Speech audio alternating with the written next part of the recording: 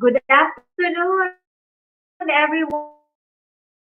Welcome to Noontime Kapehan, brought to you by Decaf Coffee Republic, our coaching hub and home of certified life coaches in the Philippines.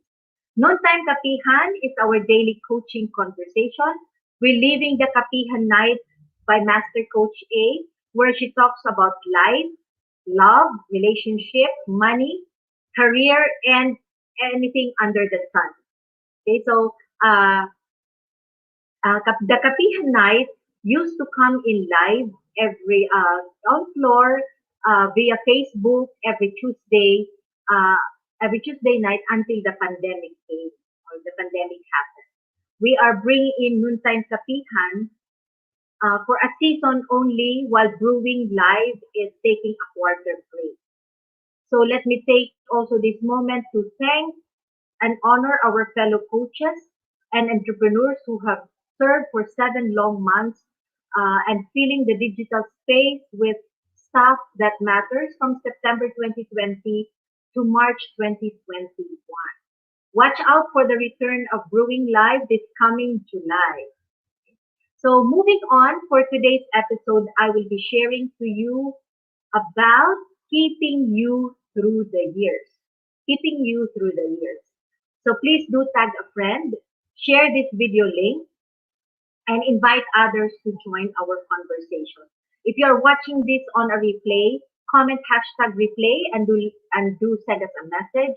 If you wish to connect with me for any points that resonates with you, the YouTube channel or the YouTube link where you can find the replay of the episode of Noontime Kapihan is found in the caption of this video. Please do follow and subscribe to the channel as you'll be notified of all the future videos to stuff your digital space with valuable content. Okay, so yun po. So subscribe po kayo doon sa channel, YouTube channel. Okay? So moving on, let me introduce myself. I am Coach Marife Garfin. I am a professional certified life and mental health coach, and I am a Master Builder apprentice to Master Coach's Master Builder Apprenticeship Program.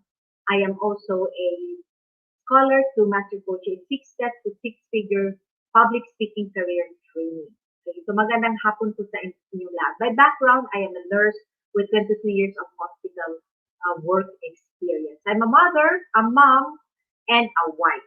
So magandang hapon po sa inyong lahat. So the first question that I would wanna ask you this lunchtime is what identity have you taken upon yourself? Ano po yung mga experiences mo? How many, like, if you look into yourself, what identity resonates with you? Ano ka ngayon? What identity do you have right now? Okay? So, how long have you been doing and how long have you identified yourself with the things that you have been doing right now? So, yun po yung aking tanong. Hi, Coach Nilo. Thank you for joining me. So, now, this afternoon, I will be talking to you about keeping you through the years. And this is because it is a personal experience of mine that I am already now in my 50s, early 50s. And over the years, as years pass, I have taken so many identity and so many roles. Okay. So, I shifted from becoming a single woman into motherhood. So that's another. So I became a mother. So that's another identity. That's an identity I've taken. Aside from the identity of being a child, a daughter, or a sibling, or a sister. Okay. So, and then I worked in the hospital for 22 years. I've taken the role of a job order nurse, and then I progressed myself to becoming a staff nurse, a head nurse towards the supervisor position, and then finally, when I landed to the nursing director position. All of these different transitions of my life. So nandito si Coach Nilo, our transition coach. Hi, Coach Nilo. Hi, Coach Lim. Thank you for joining me. So in this transition, I've taken so many roles which have created the identity I thought I knew I had. the identity that I have. Okay, so but when I lost my job, okay, when I lost my job due to the Typhoon Yolanda, where I lost the hospital and I lost the position because the hospital is currently closed and is still rebuilding, but it's opening soon, okay. But what I'm trying to say, when the hospital was destroyed by Typhoon Yolanda, along with it was my job and my position, and definitely the identity or the role that I have been playing. Okay. So I would wake up in the morning because for 22 years my routine was work, hospital, work, hospital. And if there's any in between, it would be meetings, meetings, and meetings. Okay, so those are the different roles that I've taken, which have created a certain identity for me. Good afternoon. Yes, thank you, sir. Mayor, nandito si Mayor. So good afternoon. And partner AP, Phoebe, thank you for Coach Phoebe for joining me. And of course, Arnel from Northern Samar. So thank you for joining me. Okay, so I've taken that role. Okay, so I've taken that role and those roles have created the identity I knew as me. Okay. But all of a sudden, as I said, I lost the job, I lost the position. So here I was, waking up in the morning, asking myself, what do I do? What, what, what should I be thinking? What should I be doing? Ano ba yung kailangan ko? So I was grappling for like 6 months. I was really thinking, because 22 years, yun po yung routine ko. Where am I now? Who am I now? What's going to happen? So I was in that position of really not knowing nasaan ba ako, sino ba ako at that point, at a certain point of my life. So I started gaining weight. I ate. I had a feeling of being lost, not knowing, the uncertainty level, anxiety was high. Um, so all those things. So my children were all grown up, so hindi ko na sila mapaligo, mapakain. So all those things. So I was wondering, where am I? And then what am I doing? And who am I? So andun ako sa period na yun po. So that happened in the course of the transition. And when you talk about loss of an identity, it may follow, okay? It may follow all sorts of changes. So changes in the workplace, loss of a job or profession, loss of role that once defined us. So yun yung sinasabi ko, I was defined as a nurse. I was defined as a nursing director. I was defined as a president of the Philippine Nurses Association. So yun po yung buhay ko, yun lang yung ginagawa ko. Okay? So it's a loss of a role that once defined as a child, as a parent, as a spouse, diba? Iba-iba yung ating mga role na we're tackling. And all this role came up with an identity. And that identity is now you. But as I've said, nung mawala yun, I was asking myself, who am I? Who am I? Kasi wala ka na, you have defined yourself in this area. Okay? So, for example, the pressure to become a super mom, lalo na yung mga first-time mom. Okay? So, the pressure to become a super mom is overwhelming. There's pressure to become an overachieving mom. Okay? To the point that you lose your identity. Why do you lose your identity? Because of, you're doing a lot of things like sleepless nights, diaper change, dinner preparation, laundry, new modules, and online classes. Okay? So, in a survey conducted of moms of preschoolers, um, that the survey the survey showed that a mom would at least stop 210 times to take care of the preschooler needs. 200 times siyang mag-stop to do everything to cater to the needs. But this is just with the kids. But how about you as a mom stopping for the need of your husband, for the need of your friend, for the need of your relatives or your siblings? So for a mom, there are household chores to be done. There are doctors to visit, especially if your children are small. So these are many things that you are trying to, putting ahead, putting ahead of your needs. That oftentimes than not, you lose your identity. You lose really the person who you are. Okay. So what happens when one loses identity? What happens? Hello, Coach Kenny. Thank you for joining me. Coach Hon. So what happened when one lose identity? First, you have no me time. Wala ka pong panahon para sa'yo. Because as I've said, you're busy filling up the needs of other people. I'm not saying it's wrong, okay? But what I'm trying to say here is your focus is into giving the needs or answering the needs of your family members, or most especially for mothers, for your children. And then you transform yourself in different situations. Okay, so this may not be just limited to the mom. Okay, so even for young adults, for some people who have been transferring from one job to the other, hindi nila alam kasi yung anong gusto nila. Kaya dito, for 6 months, nandito siya sa isang company. The next year or the next month, nandun siya sa ibang company. So, oftentimes, may ginagawa siyang negosyo at may ginagawa, iniwanan niya, nag-apply siya, naging employed. So, those are, transforming yourself in different situations. Nagbabago ka, nagpapabago-bago ka, depending on the situation that you're in. Third is you lost passion for things that you value. So, yung mga bagay na gusto mo, hindi mo na gustong gawin because you're just busy answering, on the needs of other people. You look forward. Okay? Fourth is you look forward to people's approval. Magustuhan ba nila ito? Ito na lang. Baka hindi nila gusto ko, so I need to do all those things. So basically, you're like a robot answering to the needs of other people. Fifth, your self-care is minimal. Definitely, wala ka ng oras sa'yo eh. So you won't be able to take care of other people, of yourself. So mauuna na yung iba. Because to add it, you want people's approval. So that's why you follow up on the things that they really want and they really like. Okay? And of course, with all of these things, because your self-care is minimal and you're not answering your needs, you're not filling up yourself with the needs, hindi mo sinasagot yung needs mo, ang nangyayari, you'll have negative self-talk. Okay? There will be rise of negative self-talk. It will fill your thoughts. Yun yung mangyayari, parang negative. Your self-esteem will go down. Kasi puro na, hindi mo kaya, hindi mo kaya, hindi mo kaya. Because you have not been doing things for your own. You have been doing things for other people. And when you want to do things for yourself, then you doubt yourself if you're able to do it. So ganun po yung nangyayari when you lose your identity. That's why I'm talking to you about now keeping you through the years. That whatever may happen, whatever situation you may be in, you must be able to keep you, know you. Because that's what you are here for.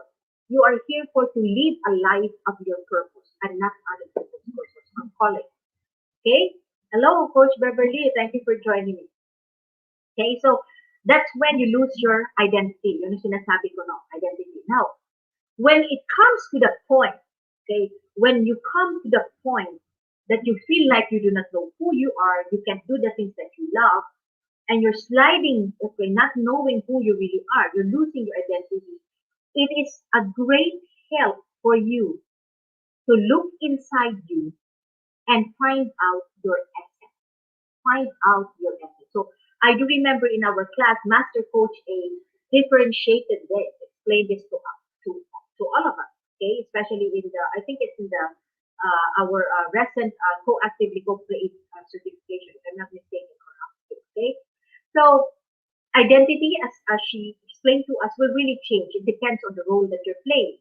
But when you talk about essence, it's the very core of you. It's the very core of you. Hindi mo siya mawawala. Pwede siyang matabunan ng mga so much, baggages and all, but you will never lose it. You just have to dig deep inside. So what is essence? So when you're sliding off, as I've said, from your identity, you're losing your identity, you have to go back and know your essence. And what is essence? Essence is the basic nature of a thing, as Merriam-Webster dictionary says, okay? The quality or qualities that makes things what it is. Okay? But according to John Connolly, ang example niya sa essence, to John Connolly, he said, the nature of humanity, its essence, okay, is to feel another's pain as one's own and to act to take that pain away.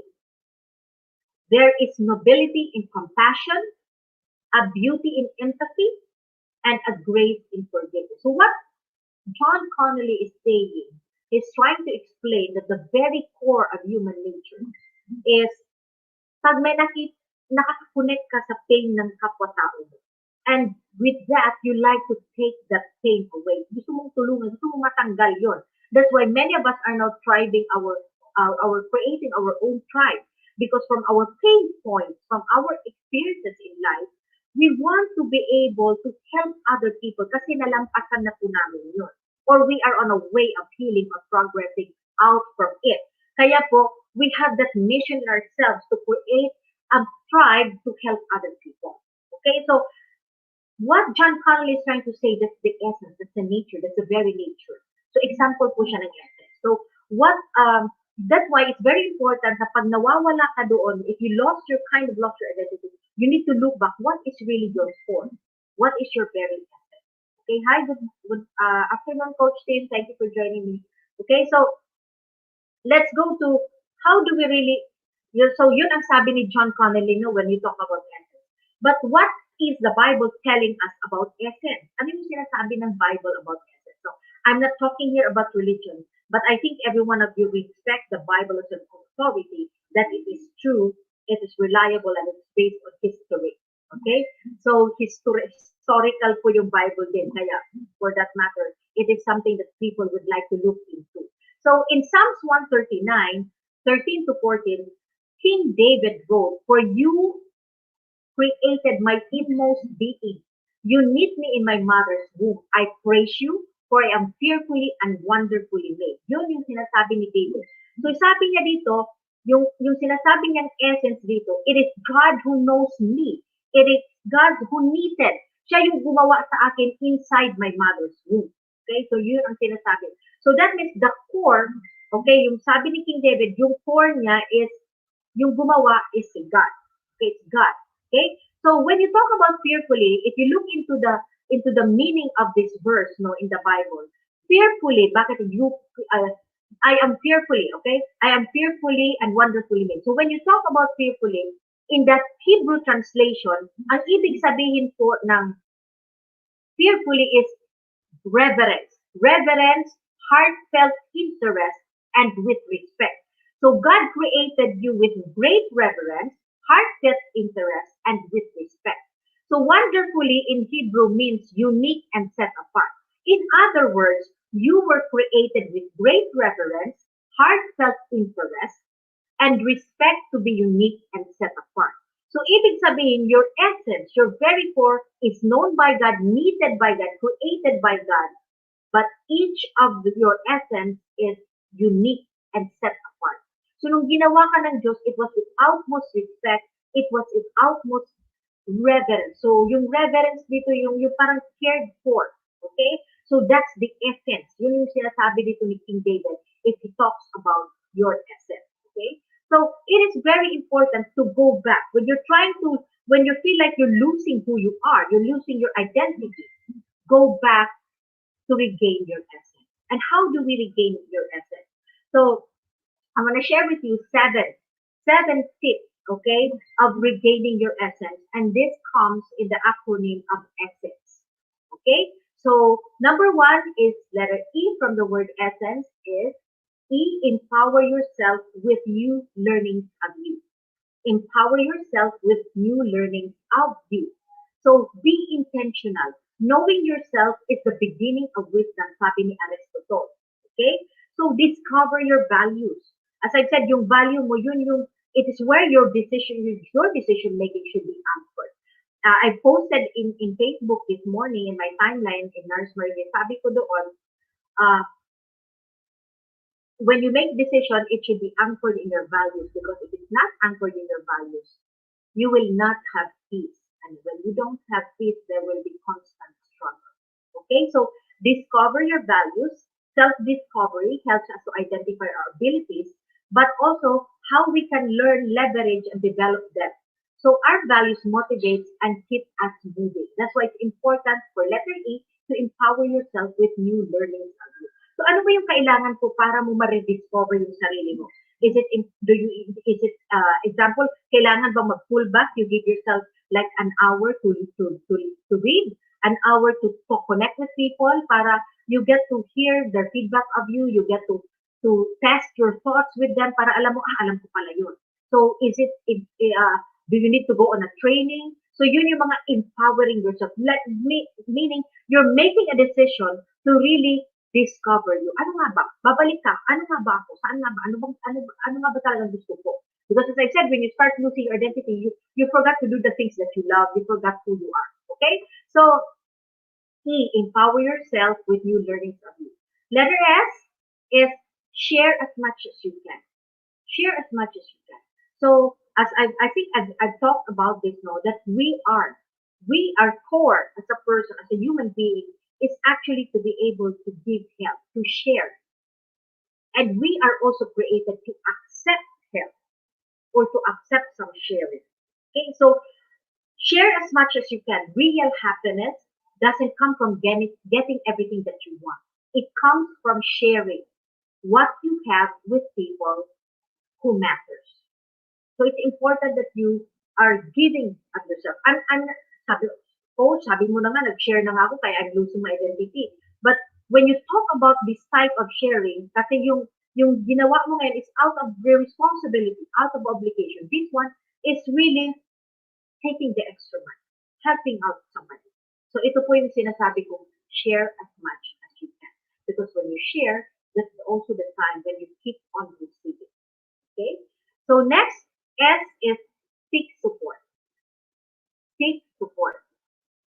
Support groups in several studies reveal that people are able to cope up well with stress, alleviating emotional distress, promoting lifelong mental health, enhancing self-esteem, lowering cardiovascular risk. So, ganun yung impact ng when you seek support. I do remember when I was really having difficulty understanding my kids.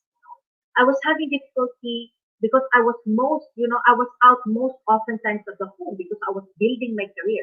Sabi ko na nga sa inyo po kanina earlier, my identity was really in the work, in being a nurse, being the nursing director, managing people, to the point that hindi ko na nakita yung aking role. Parang lumiit yung role ko doon sa motherhood.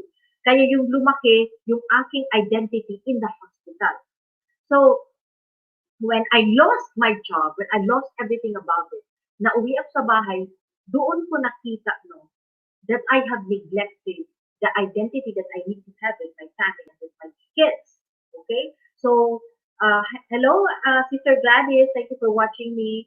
Thank you for joining me today. So, because of that, because I was building my career and my focus was in the identity that I have as a nursing director, I lost focus in the identity, in the role that I should have been playing, and that is the role of a mom. Okay? So I was grappling. I don't know really what was happening. So I couldn't understand. Part of my brain was also denying that I was, I don't know my kids. I was not really knowing them. I don't know them, what their lives are like. They were not speaking to me because they're not familiar with me. So we kind of don't know one another. So I need to be able to bring myself back to the very core of who I was created, because I know I was created for my kids. I know I was created as a mom. I know I was created to fulfill a certain role in the life of my kids. So I need to go back to that very essence of who I was. So I started to seek help. And at that time, I was fearfully praying so hard that God opened the door, that I was introduced to life coaching. And from life coaching, I started learning who I was. So now, kung pumapasok na dito yung, I was empowering to discover who I was. So when I started discovering who I was, because of the support of the people, because of the ecology, yung environment I was in the tribe, in Life Coach Philippines, okay? Natuto ako, nakilala ko much more yung sarili ko, because I opened myself up to vulnerability. And so I was receiving all the support that I need. So I started, understanding who I really was, so that I will be able to give the love, the understanding, the acceptance, the needs. I will be able to give the needs that fulfill or answer the needs my children were asking. So it's very important to really seek support. Seek support. You can't do that on your own. You can't do it. If you're trying to regain back your essence because you lost it, you need help from others. Okay? You need help from other people. Next is from the essence we have letter N, and that is letter E, sorry, letter E, that is enjoy now. Enjoy the now. So whatever you have right now, okay, try to look at what is in your plate and say, wow, this is good. I'm going to be doing this because all the things that is happening at the present is actually giving you an idea of your essence, of your core. Okay, whatever situation, whatever stresses, how you react to it, the choices that you make is actually giving you an idea of who you really are. So for example, there's a stressor, no? My stressor na pumasok, for example, yesterday my car was parked outside my center. Nandito po siya sa labas. And I didn't know nasagi po siya. Nasagi. At hindi ko alam kung sino yung nakasagi. So when I went home, my helper said, "Ate, that talagang ganyan po ba yung car? Parang hindi siya ganyan kahapon." So tiningnan ko, a paint was been. So somebody really like scratch, like really been sinagi siya. Hindi siya binaga, hindi siya, the paint was scraped off, a bit of the, and anyone, I could have launched into like an anger, no? Pwede talaga akong magalit at magalit at magalit. Seeing the frustration, seeing the sadness in my husband's eyes. Kasi gasto na naman yan talaga. But then I just have to take in a deep breath and tell myself, what lesson am I learning here? So yung lesson ko is really to park it well on the side, and that should I lose myself in anger, will it help in bringing back the paint, babalik ba siya? And, be angry and just, be on the bad mood in the house, or simply inhale a deep breath and say, okay, I'm learning, I'm going to do things better. So those are the things, it's the choices. So whatever you have now in your hand, be it with your kids, be it with what you're working right now, enjoy that now. Because that now will challenge your very core. It will tell you, it will give you an idea of who you really are. So letter E, enjoy the now. Next is letter N. Now letter N is never give up on what you love. Never give up on what you love. Never forget to do what makes you happy. Passion comes before a purpose. Passion comes before a purpose. Often passion leads to your purpose. Example, a lot of, marami yung nabasa ko, a lot of passion are into the animals, how to take care of your iba, they love their dogs, okay? Or you're passionate about you, taking care of you. Hobbies, art, lifting others, simplifying, learning, simplifying health and fitness, yun, pwede exercise, baka yun yung passion mo. Passion is what gives you boundless energy. Intense, almost single-minded focus yung naibibigay niya, and the willpower to overcome even the most daunting experience. So never forget to do what makes you happy. So kung at the time parang hindi mo na alam ano pa talaga yung nangyayari, hindi ko na alam what do I need to do, then go back, try to search yourself. What is it that makes you happy? What is it that you need to do? What is it that you are doing that makes you smile? I remember myself, I went into going back into Zumba because I love dancing. So sa mga time na naghihintay ako, what is next for me, Lord? And I don't know what to do, bumalik po ako sa pagsasayaw muna for a while waiting, para hindi ko po mawala yung sarili. Okay, so never forget to do what makes you happy. Okay, so right now we're talking about bringing back your essence, looking into your essence when you're losing your identity because of transitions and change. Okay, so let us see, clear yourself out with baggages, from baggages. Clear yourself from baggages. So, and for example, what are the baggages? No? Kasi yung baggages weight us down. For example, unforgiveness. These baggages will cloud your thoughts. Okay? Will cloud your thoughts. Wisdom will not be experienced pag meron ka pong mga baggages, especially unforgiveness. Baggage is an abstract thing or idea which weighs upon a person.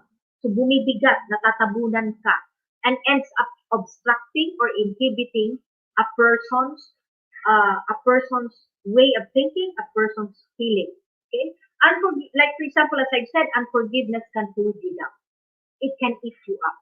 It erodes the ability to love, bond, and trust, making us cold, bitter, and hard. So, for example, galit ka talaga ngayon, there's a family member na ilang taon mo galit ka na talaga sa kanya.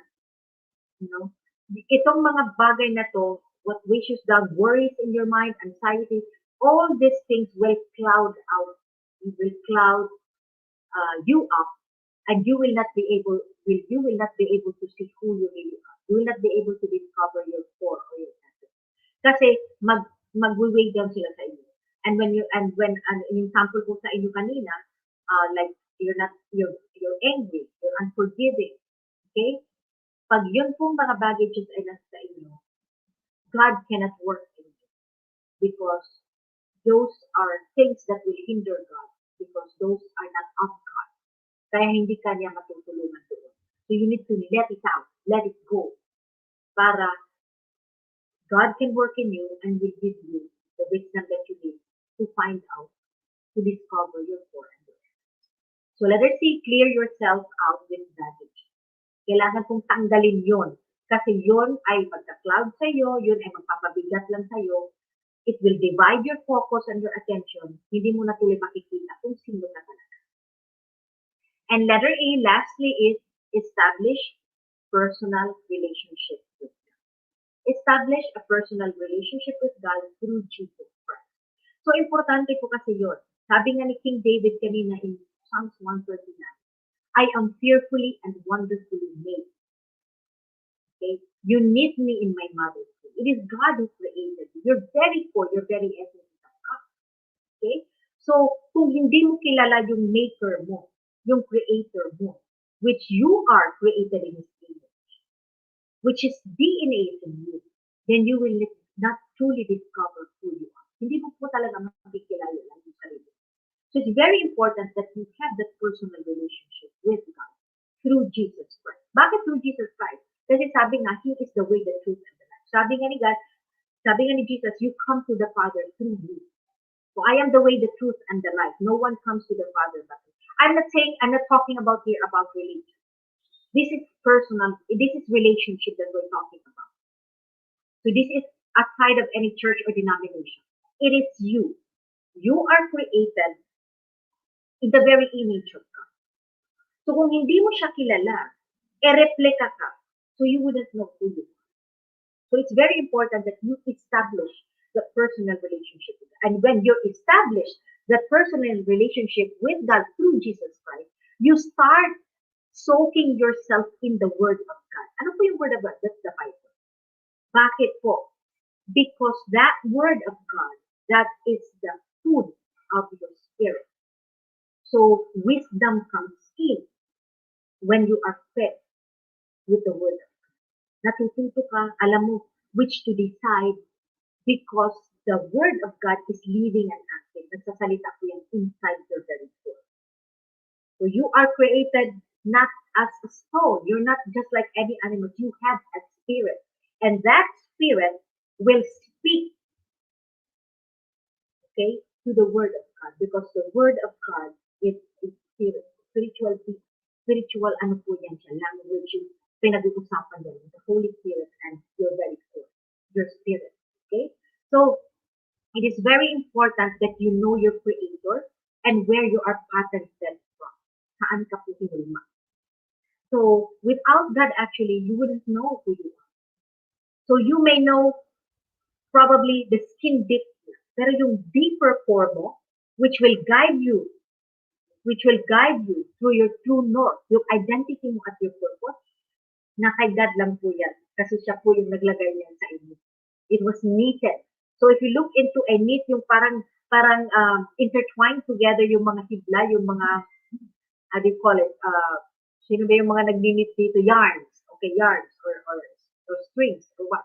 So yun po, that is outcome. That's why if you talk about discovering your essence, when you talk about discovering your regaining back your essence, you need to be able to establish a personal relationship with God. So yun po, yung how to regain your essence. Empower, okay? Yourself to know you. Share as much as you can. Seek help from others because you can't do, journeying back to you. Masakit po yun eh. Marami kang matatanggal doon, marami kang may encounter. So you need a support group. And then enjoy what you have at the moment. Give thanks. Okay, because it's not by accident that you have the now. It is given to you for you to learn and to grow. And then never give up on the things that you love because that's your passion. Binigay yan ni Lord. Okay, so that passion will lead you to actually to your purpose if you listen to it. At hindi yan sasabihin yung hindi siya connected. It is connected always to your purpose. You just have to really look at it and paano mo siya magagamit to the purpose that God has for you. Okay, enjoy and never forget to do what makes you happy. Clear yourself out of that because it will cloud you, it will burden you. And definitely establish a personal relationship with God. So yun po yung regaining your essence. And I hope that I was able to help you out with this. Sabi nga ni sa John 10:10, I came that they might have life and have it abundantly. So yun po yung essence po din yan. Sabi ni Lord, your life, your very core, is to have that beautiful life and to live that abundantly. So Zephaniah 3:17, it says, the Lord your God is in your midst. So sa feeling mo, mahirap na, hindi ko nakilala ang sarili ko, some people go into the depression, some people are angry because they can't do the things that they want. There's so many things to overcome. You have to remember what God has written, what is written in Zephaniah 3:17. The Lord your God is in your midst, a warrior bringing victory. He will create calm with his love. He will rejoice over you with peace. So bigay po na yan. But you have to very destination. Get back that force. Learn who your creator is. Kasi yun lang po yung makukuha natin yun. You are made for victory. You are made for overcome. You can keep you through the years. You can keep you through the years. Just know you're very strong. You're very strong.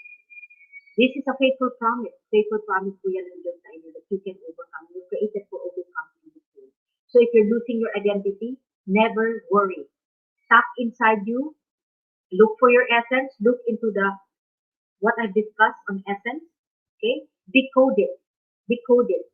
For it is ready to be unlocked. It is ready. It's always ready for you to be unlocked. Because the purpose of God is for you to live in your essence. So that's it. Thank you so much for joining me. If you want to talk deeply or extensively on the topic, do connect with me at 09957-398-463 or message me at Marife Garfin or email me at narsmarife.pmg@gmail.com. So just connect with me if you want to talk about that essence that you want to discover about you and who you're created for and who is your creator. Okay, so thank you so much everyone for joining me. Thank you so much. So thank you for joining me today. And as I close, let me invite you to be back tomorrow with another powerful sharing, same time, same digital space for Coach Glacy. The Coach Glacy will be sharing who's judging you. Live free from your self-judgment. Yun po yung topic bukas po. So encourage, bring your friends in because it is a wonderful, experience to really fill your digital space with things that matters. Okay, so join us tomorrow, same time, noontime Kapehan with Coach Glacy. Who's judging you? Live free from your self-judgment. See you tomorrow. Thank you for joining me, everyone. Love, bam, boom. God bless. Have a wonderful day.